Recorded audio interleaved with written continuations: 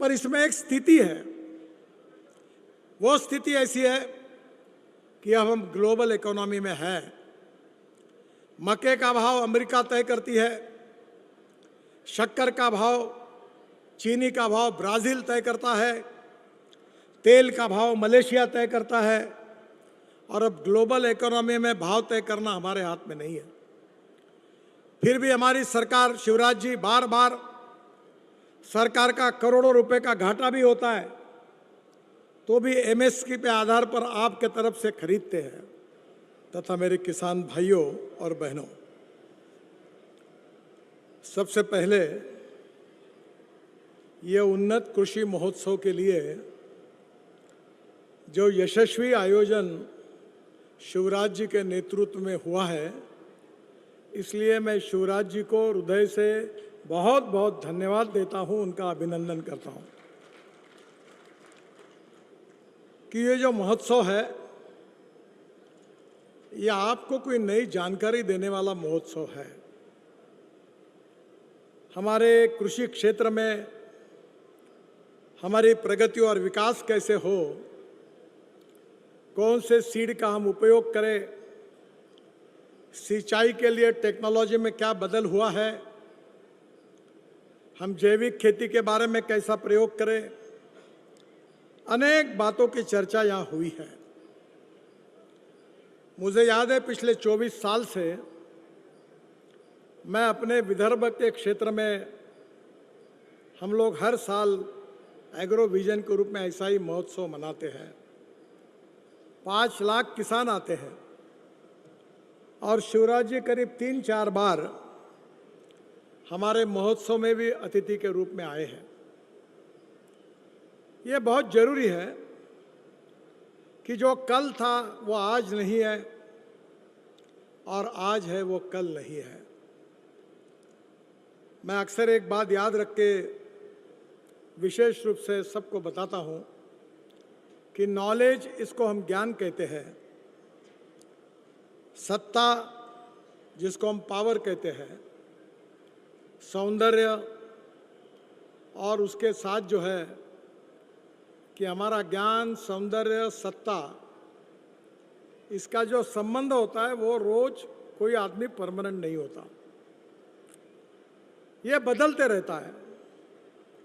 और इसलिए बदलते हुए परिवर्तन में हमें नई नई बातों के बारे में सोचना होगा आवश्यकताओं के अनुसार।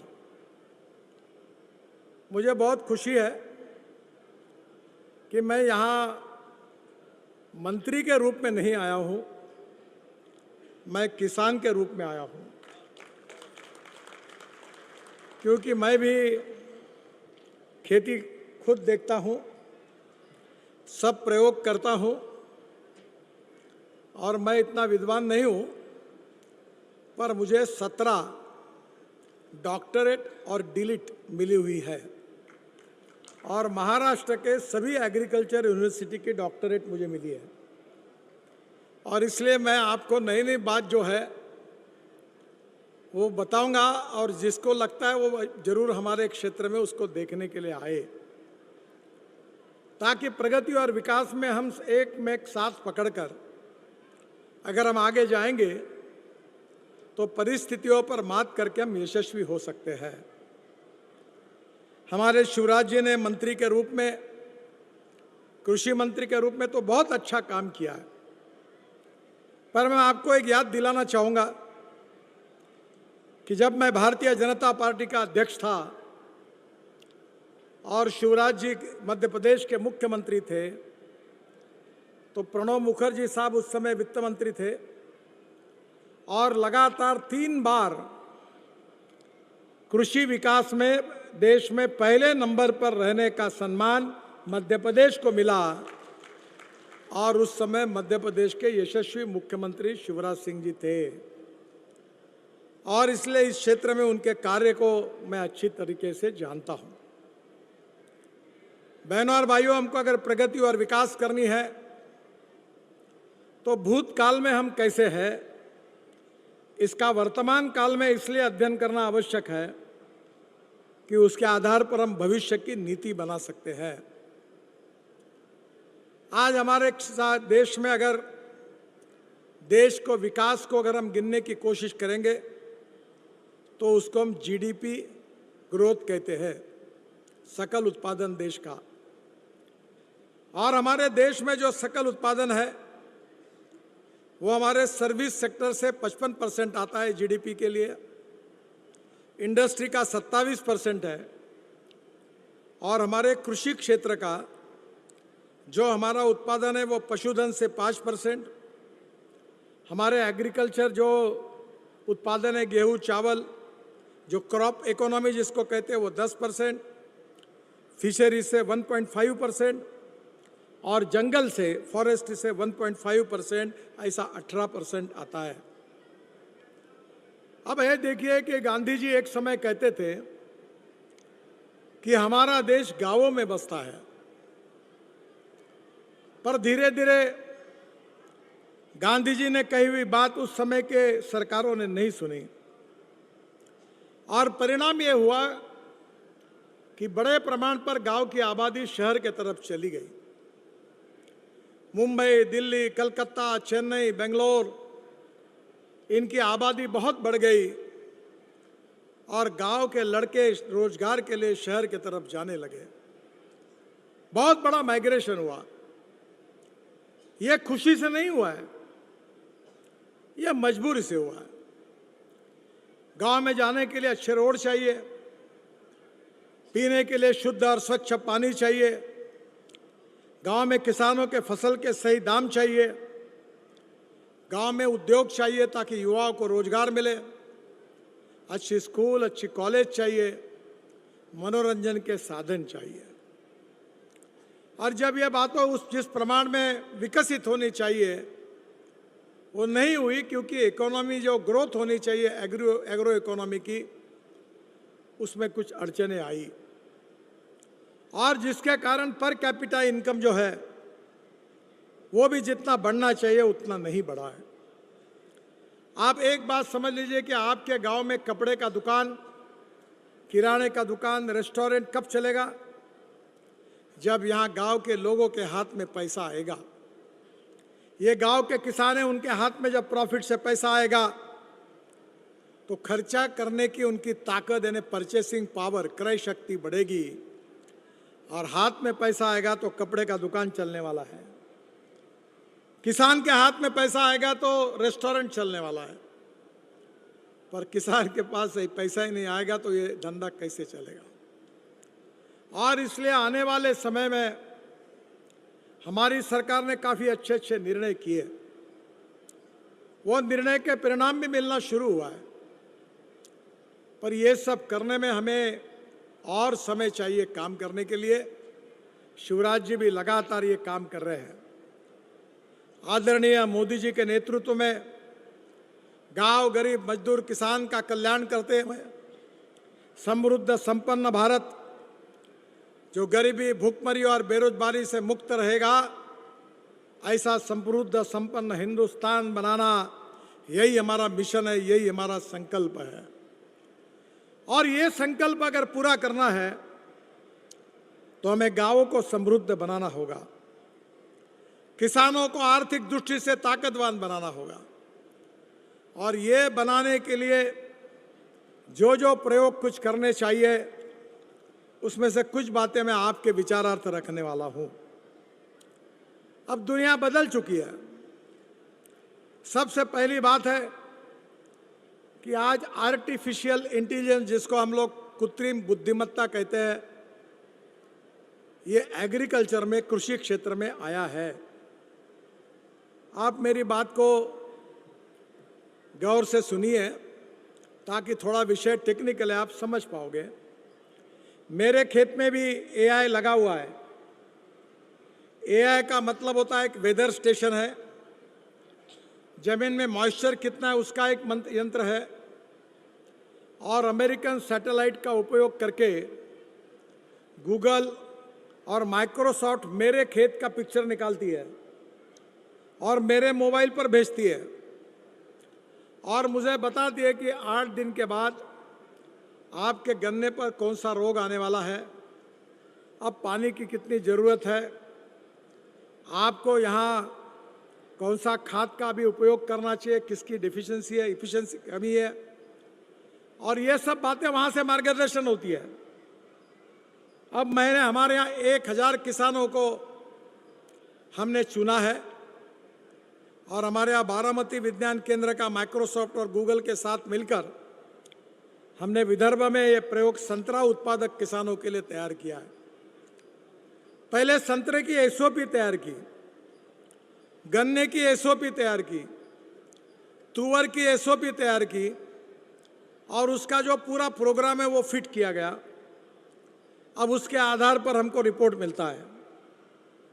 इसके कारण 50% पानी की बचत होती है, खर्चे में भी 40 से 50% बचत होती है और उत्पादन दुगना होता है।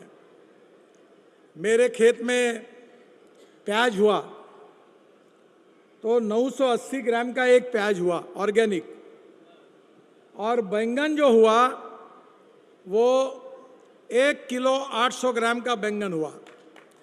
सोशल मीडिया पे उसके फोटो आए। शिवराज जी भी मुझे, और केमिकल फर्टिलाइजर नहीं था। और इसका कारण यही है कि हमें आज विशेष रूप से टेक्नोलॉजी को, तंत्रज्ञान को अपनाना होगा। यह तंत्रज्ञान क्या है? थोड़ा अंग्रेजी का उल्लेख कर रहा हूं इसलिए मुझे माफ करिए, क्योंकि उसके पैरेलल शब्द मराठी में नहीं है, हिंदी में नहीं है। Innovation, entrepreneurship, science, technology, research, skilled और सक्सेसफुल प्रैक्टिसेस, इसको हम नॉलेज कहते हैं, ज्ञान कहते हैं। ज्ञान ये सबसे बड़ी ताकत है, और conversion of knowledge into wealth,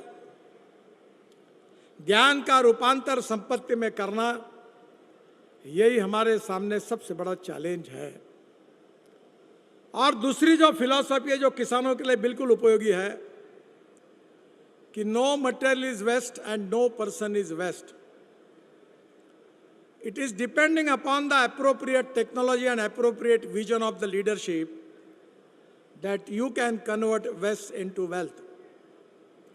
मैं उदाहरण के लिए आपको बताऊंगा कि मेरे लोकसभा क्षेत्र में मैं पिछले 9 साल से टॉयलेट का पानी बेच रहा हूं। जो आप शौचालय में पानी डालते हैं ना, वो मैं बेच रहा हूं, और हमारे कॉरपोरेशन को 350 करोड़ रुपए साल के मिल रहे। कितने? 350 करोड़ रुपए। ये पूरा पानी कोराड़ी और खापरखेड़ा, आप जब भोपाल से नागपुर आते हो तो नागपुर में एंट्री करते हो तो जो पावर प्लांट लगते कोराड़ी और खापरखेड़ा, उसको पूरा पानी हम रिसाइकलिंग करके देते हैं। फिर भी हमने कचरे को सेग्रीगेट करके ग्लास, मेटल और प्लास्टिक को अलग किया, और जो ऑर्गेनिक कचरा था वो बायोडाइजेस्टर में डाला है, और उसमें से मीथेन निकलता है, और मीथेन से सीएनजी, बायो सीएनजी या हाइड्रोजन निकलता है। अभी मैं आपके प्रदर्शन में गया था, उनने मुझे हाइड्रोजन के ऊपर ड्रोन चलने वाली बात बताई। शिवराज जी मेरे घर पर आए हैं, मेरे पास हाइड्रोजन पर चलने वाली गाड़ी है, उसका नाम है मिराई। ये जापानी वर्ड है, और मिराई का अर्थ है भविष्य, फ्यूचर। आगे जो जमाना आएगा, कोयले का उपयोग करने की जरूरत नहीं पड़ेगी, पेट्रोल डीजल की, गैस की जरूरत नहीं पड़ेगी। भविष्य का फ्यूल अगर कोई होगा तो हाइड्रोजन होगा। आपके घर में आप पानी डाल दो, पानी से हाइड्रोजन निकलेगा और हाइड्रोजन गैस जैसा चलेगा। कार चलेगी, बस चलेगी, ट्रक चलेगी। मैं 10 रूट पर अब हाइड्रोजन की ट्रक और बसेस चला रहा हूं, और 3 महीने पहले मैंने टाटा के 3 ट्रक लॉन्च किए, जिसमें 2 हाइड्रोजन फ्यूल सेल पर एक था और 2 आईसी इंजन में हाइड्रोजन डालकर चल रहा था।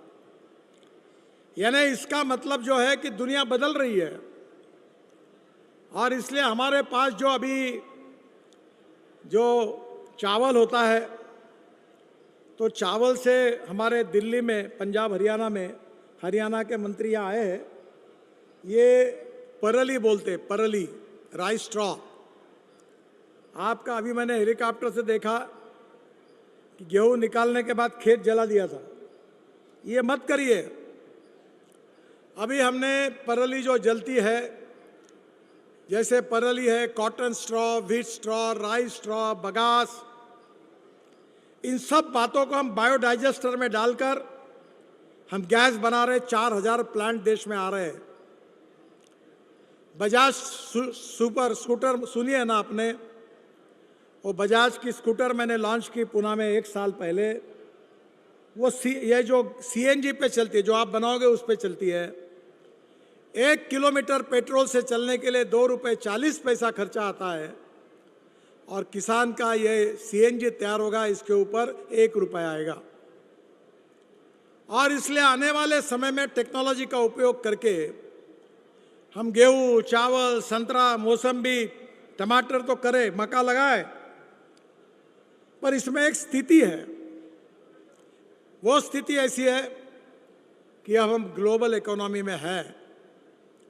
मक्के का भाव अमेरिका तय करती है, शक्कर का भाव, चीनी का भाव ब्राज़ील तय करता है, तेल का भाव मलेशिया तय करता है, और अब ग्लोबल इकोनॉमी में भाव तय करना हमारे हाथ में नहीं है। फिर भी हमारी सरकार, शिवराज जी, बार बार सरकार का करोड़ों रुपए का घाटा भी होता है, तो भी एमएसपी पे आधार पर आपके तरफ से खरीदते हैं। पर यह स्थिति हमको बदलना है, और ये बदलने के लिए पहला काम अगर कोई करना है तो हमारा किसान अन्नदाता है ही, पर अब हमारा किसान ऊर्जादाता बना है। हमारे शिवराज जी के विदिशा लोकसभा क्षेत्र में जितनी ऊर्जा लगती है, करीब मुझे पता नहीं, पर हम लोग अभी 380 मेगावाट ऊर्जा, मैं मालिक नहीं हूँ, मैं उद्योगपति भी नहीं हूँ, मैं एक शेयर होल्डर हूँ। हमने सब किसानों ने मिलकर पावर तैयार करते हैं, 380 मेगावाट ग्रीन पावर। और आज मैं आपको बताना चाहता हूँ, किसान हमारा ऊर्जादाता बन गया। फिर 2004 में, तब से मैं पीछे पड़ा हूँ कि हमारा किसान ईंधनदाता बने। अभी हम ब्रोकन राइस से, मक्के से, बाम्बू से, ये हमारी परली से, सब प्रकार के बायोमास से ये हम लोग अभी इथेनॉल बना रहे हैं। और ये जो हरियाणा के मंत्री आए हैं, इनके पानीपत में इंडियन ऑयल का एक बड़ा प्रोजेक्ट डाला है, जो मेरा ड्रीम प्रोजेक्ट है। वहाँ जो परली जलाने के कारण दिल्ली में प्रदूषण होता था, उस परली से 1 lakh litre ethanol per day, 78,000 tonne per year sustainable aviation fuel, हवाई ईंधन तैयार हो रहा है, और उसके साथ 150 टन बायोबिटुमिन हर दिन तैयार हो रहा है। देखो, मैं आपको कोई ऐसी हवा की बात बताने वाला नेता नहीं हूँ। मैं जो जो बोलता हूँ वो करता हूँ, और जो करता हूँ वही बोलता हूँ। इसलिए मेरे ऊपर विश्वास रखिए कि स्पाइस जेट का और विस्तारा का हवाई जहाज किसानों ने तैयार किए हुए हवाई ईंधन पर हमने चलाकर देहरादून से दिल्ली लाया है। अब वो दिन दूर नहीं है कि किसान अन्नदाता बन गया, ईंधनदाता बन गया, ऊर्जादाता बन गया, अब हवाई ईंधनदाता बना है। अब इतना ही नहीं, तो भारत सरकार की CSIR करके बहुत बड़ी संस्था है, उसकी डायरेक्टर और उसके साथ central research road organisation Faridabad में उन्होंने प्रयोग किया। मैंने उनका बहुत सपोर्ट किया, और बायोमास से डांबर बनाया, बिटुमिन बनाया। अब हमारे देश में 110 लाख टन डांबर लगता है, और हमारे रिफाइनरी की क्षमता केवल 50 लाख टन है। 60 लाख टन डांबर हम इंपोर्ट करते हैं।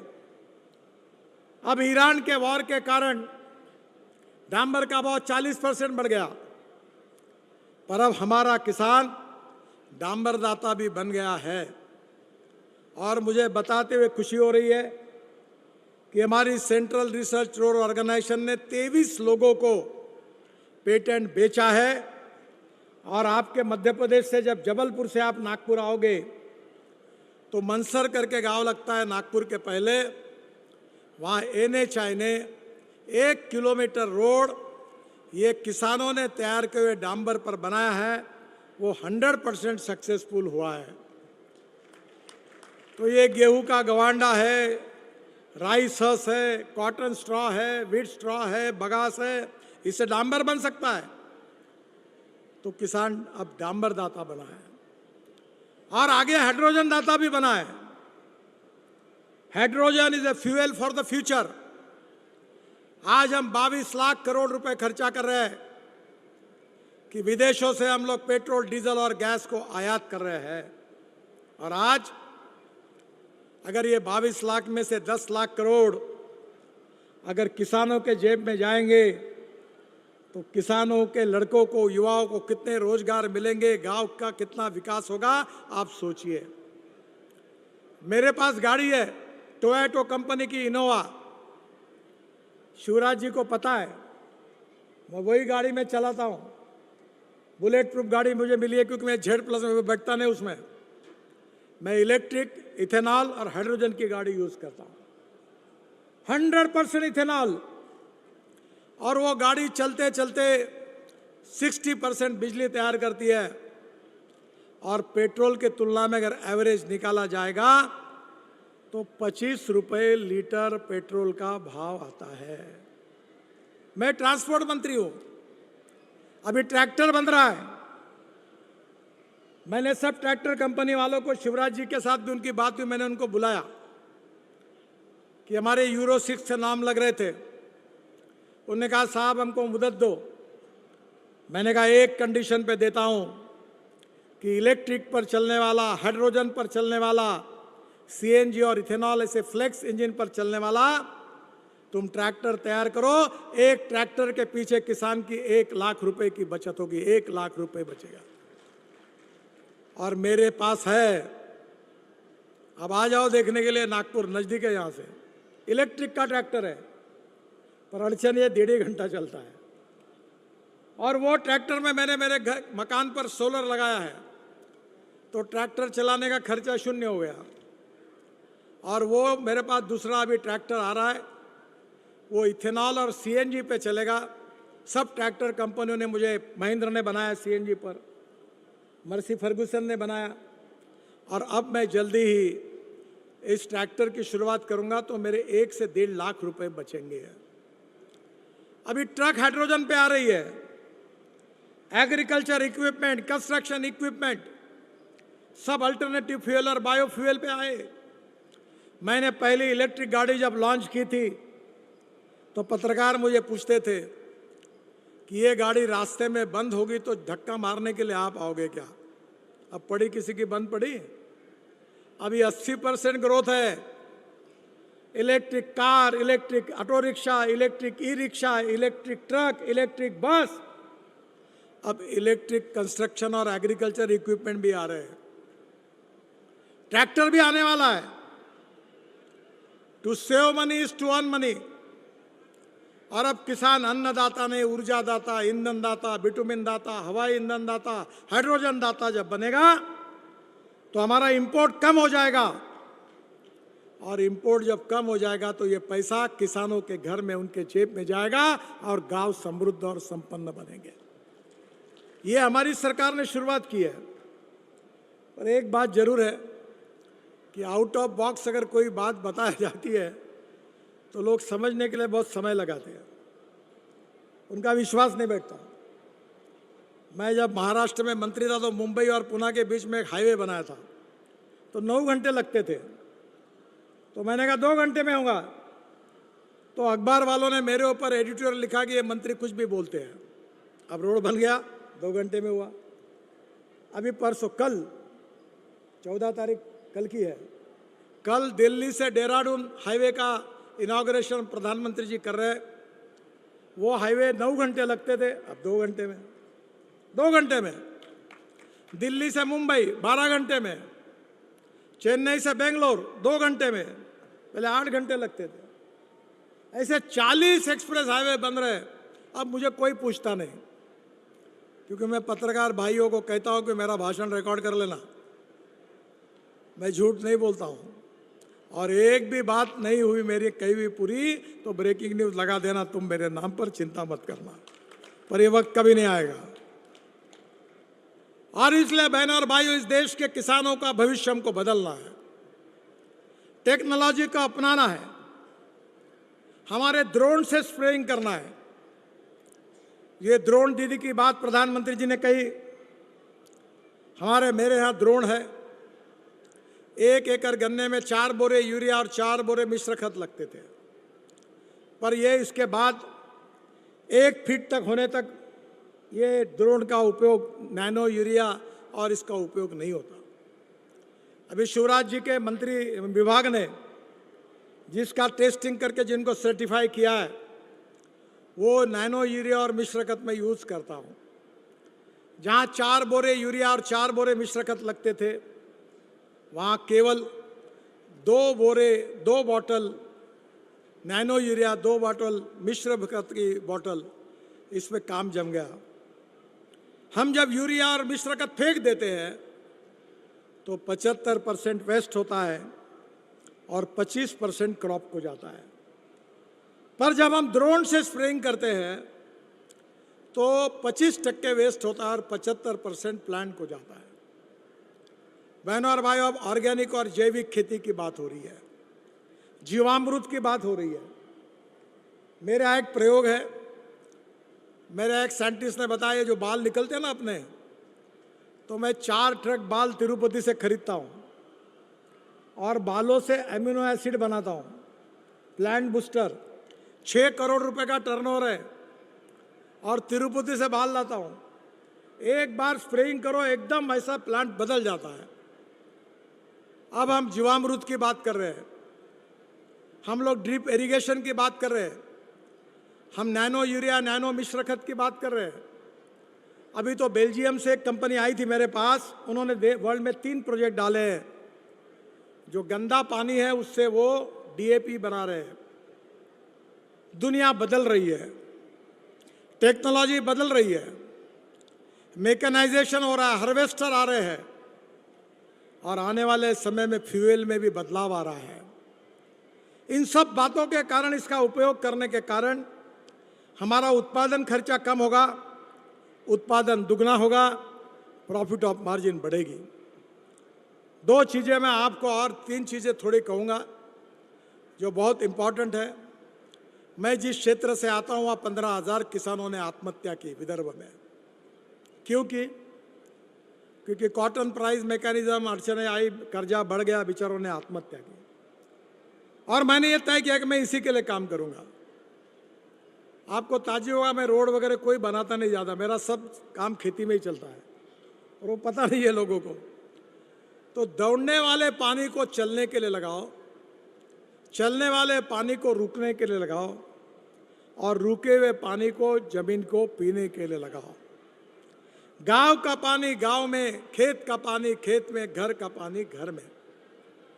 मैंने जो काम किया उस संस्था को 25 साल पूरे हुए, और 18 मई को हमारे फिल्म एक्टर जो है आमिर खान और नाना पाटेकर जी आ रहे हैं। आपके यहाँ अगर हम NHI से फुकट में तालाब बना के देते हैं, पानी जैसे आप पैसा बैंक में डिपॉजिट करते हैं, तो पानी जमीन में डिपॉजिट करिए। मेरे यहाँ 3 कुएं, 1 घंटा पानी मई में मिलता था। 7.5 हाउस पावर के 3 पंप है, अब 8 घंटे पानी मिलता है। पूरा 60 एकड़ इरिगेशन हुआ, 100% इरिगेशन। शिवराज जी ने बहुत अच्छा काम किया कि मध्य प्रदेश में सिंचाई का क्षेत्र बढ़ाया, पर जहाँ सिंचाई का पानी नहीं जा सकता, वहाँ वाटर कंजर्वेशन से हमको पानी मिल सकता है। दूसरी बात डेयरी, और इसमें भी आपको बताता हूँ एक बहुत अच्छी बात हुई है। हमारे यहाँ 3 प्रोजेक्ट शुरुआत हुए कि 1952 में हमारे गुजरात के गिर जात की गाय ब्राज़ील में गई थी। वो 60 लीटर दूध देती है, और उसका जो बुल सांड तैयार हुआ, उसका सीमेंस निकालकर भारत के देशी गाय के नस्ल को दिया, तो जो गोरी हुई वो 12 लीटर दूध देने लगी। और अब टेक्नोलॉजी बदली है, बेटी बचाओ अभियान जैसा वैसी जरूरत नहीं है गोरी बचाओ। अब ऐसी टेक्नोलॉजी आई है एम्ब्रियो ट्रांसफर, आपको मालूम है टेस्ट ट्यूब बेबी, तो आप 100% गोरी ही होगी। और जो गोरी होगी, जिस बूल का सीमेंस हमने उपयोग में लाया, उसकी माँ का जो दूध था उसके प्रपोर्शन में उसका दूध 15 लीटर 20 लीटर आएगा। तो हम दूध के कारण हम किसानों की गरीबी दूर कर सकते हैं। हमने मदर डेयरी लाई। अब विदर्भ में नागपुर में 1000 करोड़ का बड़ा प्लांट डाला है। 6 लाख लीटर दूध हमारे यहाँ होता है। और हमारे महाराष्ट्र में कोल्हापुर जिले में 90 लाख लीटर होता है एक जिले में। तो दूध के तरफ ध्यान दीजिए। और दूसरा जो है फिश, ब्लू इकोनॉमी, ये पूरा एक्सपोर्ट होता है। अगर किसान का उत्पादन बढ़ाना है तो उसके पूरक उद्योगों की तरफ ध्यान देना पड़ेगा। प्रोसेसिंग प्लांट लगाने पड़ेंगे, IQF, cold storage, pre cooling plant, इसका निर्माण करना होगा। सरकार की अच्छी अच्छी योजनाएं हैं। नहीं तो जब मार्केट में उत्पादन ज़्यादा होता है तो भाव गिर जाते हैं, और जब भाव बढ़ जाते हैं तो माल बेचने के लिए किसान के पास नहीं होता। बहनों और भाइयों, मुझे बड़ी खुशी है कि आपको यह टेक्नोलॉजी की जानकारी मिले, आपका उत्पादन बढ़े, आपका प्रॉफिट बढ़े, हमारा किसान सुखी समृद्ध संपन्न बने। इसी भाव से हमारे कृषि मंत्री जी ने यह कार्यक्रम का आयोजन किया है। आप प्रयोग करके देखिए, जानकारियों को, नॉलेज को इकट्ठा करिए और आपके अनुभव पर आप आगे जाइए। हमें देश के जीडीपी में कम से कम 30% कंट्रीब्यूशन एग्रीकल्चर और अलाइड सेक्टर का जब हम करेंगे तो कोई गांव से कोई किसान का बेटा शहर की तरफ नहीं भागेगा। स्मार्ट शहर नहीं, स्मार्ट विलेज बनेंगे। और इसके लिए ये ज्ञान, ये नॉलेज, ये टेक्नोलॉजी, उत्पादन खर्चा कम हो, उत्पादन बढ़े, इसकी जानकारी आप सबको मिले। इसके लिए शिवराज जी ने इस भव्य आयोजन किया है। मुझे बहुत खुशी हुई है कि ये जो आयोजन है ये आपके भविष्य को बदलने वाला है। इसीलिए ये जो कृषि साक्षरता, एआई इन एग्रीकल्चर, ये कृषि साक्षरता, आधुनिक कृषि साक्षरता, ये जानकारी आपको यही मिलेगी। और कभी होगा तो मैं भी इसके लिए आपको मदद करूंगा। ये सब काम मैं भी हमारे क्षेत्र में करता हूं और सब बातों को आपको देखने के लिए मिलेगा। शिवराज जी ने कुछ बातें मुझे रखी है। नर्मदापुरम जिले में स्थित जो हमारा ब्रिज है उसके सौंदर्यीकरण के बारे में मैं उसको मंजूरी देता हूँ और काम करने की सूचना अधिकारियों को देता है। रायसेन के पूर्वी बाईपास के लिए उन्होंने मांग की है। मैं डीपीआर बनाने के आदेश देता हूं, पर एक ही मेरी प्रार्थना है कि इसकी लैंड एक्विजिशन की कॉस्ट केवल मध्य प्रदेश सरकार से आप दिलाइए, बाकी रोड मैं बना दूंगा, इसके भी पूरा कर दूंगा। ये NH 45 पर सुल्तानपुर जंक्शन में वहाँ कुछ 4 लेन का रोड आता है, उसमें से राज्य सरकार से प्रस्ताव भेजिए। मैं इसमें भी जो मदद कर सकता हूँ ज़रूर करने की कोशिश करूँगा। बाकी भी बातें हमारे यहाँ के मंत्री विधायकों ने मुझे पत्र दिए हैं, सब मैंने साथ में लिए हैं। निश्चित रूप से उनके कामों को करने की मैं कोशिश करूँगा। मुझे बहुत खुशी है कि कृषि उत्पादन में मध्य प्रदेश देश में आगे है। शिवराज जी ने किया हुआ काम हमारे देश ने रिकॉग्नाइज किया है। यूपीए सरकार ने लगातार 3 बार उनको अवार्ड दिया है। और आज उन्होंने आपका ये किसानों को उन्नत करने के लिए जो कृषि महोत्सव का आयोजन किया है, यह आपको ऐसी भविष्य की प्रेरणा देगा कि आपके जीवन में गरीबी, भूखमरी, बेरोजगारी दूर होगी, हमारे किसान सुखी समृद्ध संपन्न होंगे, हमारा देश विश्व गुरु बनेगा। और प्रधानमंत्री का जो सपना है कि $5 ट्रिलियन की इकोनॉमी बनाकर वर्ल्ड की 3rd लार्जेस्ट अर्थव्यवस्था हमको बनना है, वो बनने में किसानों के बिना नहीं हो सकता। आपके सहयोग से वो सपना निश्चित रूप से पूरा होगा और वो सपना पूरा करने में हमारे लोकप्रिय कृषि मंत्री शिवराज सिंह चौहान का कार्य, उनकी भूमिका बहुत महत्वपूर्ण होगी। मैं उनको बहुत बहुत बधाई देता हूं, आप सबको बधाई देता हूं, आपका अभिनंदन करता हूं और इसका उपयोग करके आप आपके जीवन में जरूर बदलाव करिए, यही नम्रतापूर्वक प्रार्थना करता हूं। बहुत बहुत धन्यवाद। नमस्कार।